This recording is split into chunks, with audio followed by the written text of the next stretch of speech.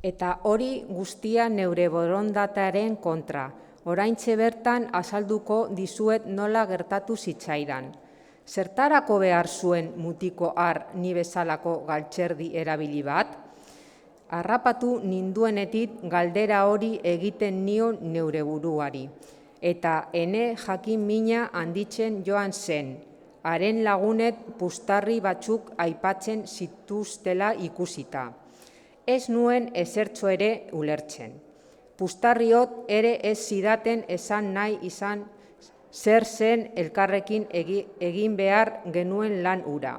Beraz, lehenengo gau ura estu eta larri pasatu nuen nire baiatxalaren motxila.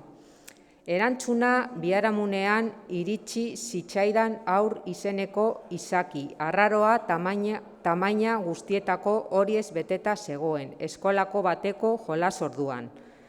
Hara non azkar asko pustarrit bete ninduten, borra beldurgarri, basati eta arriskutsu bihurtu ninduten arte.